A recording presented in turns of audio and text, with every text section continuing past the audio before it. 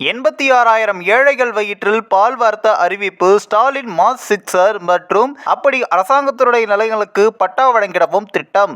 அரசுக்கு சொந்தமான நிலங்கள் பல இடங்களில் வசித்து வரும் ஏழை எளிய மக்கள் 86,000 பேருக்கு பட்டா வழங்க முதல்வர் ஸ்டாலின் ஒப்புதலும் அளித்துள்ளார்.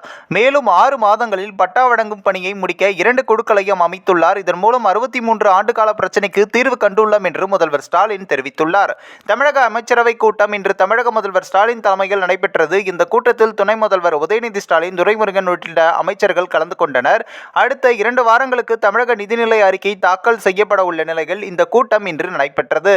இந்த கூட்டத்தில் பல்வேறு திட்டங்கள் தொடர்பாக விவாதிக்கப்பட்டது. அதன்படிதான் அப்படி அரசுக்கு சொந்தமான நிலங்களில் வசித்து வரும் ஏழை எளிய மக்கள் 86,000 பேருக்கு பட்டா வழங்க முதல்வர் ஸ்டாலின் ஒப்புதலும் அளித்துள்ளார். மேலும் 6 மாதங்களில் பட்டா வழங்கும் பணியை முடிக்க 2 குழுக்களையும் அமைத்துள்ளார். இது தொடர்பாக முதல்வர் ஸ்டாலின் வெளியிட்டுள்ள ட்விட்டர் பதிவில் கூறியிருப்பதாவது: ஏழை எளிய மக்களுடைய 63 ஆண்டுகால பிரச்சனையை தீர்வு சென்னை மற்றும் சுற்றியுள்ள மாவட்டங்களில் பெல்ட் ஏரியாக்களில் ஆட்சேபனையின்றி புறம்போக்கு நிலங்களில் வசித்து வரும் 29,187 பேர், மதுரை, நெல்லை உள்ளிட்ட மாநகராட்சிகள், நகராட்சிகள், மாவட்ட தலைநகர பகுதிகளில் 57,084 பேர் என மொத்தம் 86,000 ஏழை எளிய மக்களுக்கு பட்டா வழங்க இன்றைய அமைச்சரவை கூட்டத்தில் ஒப்புதலும் வழங்கியுள்ளோம்.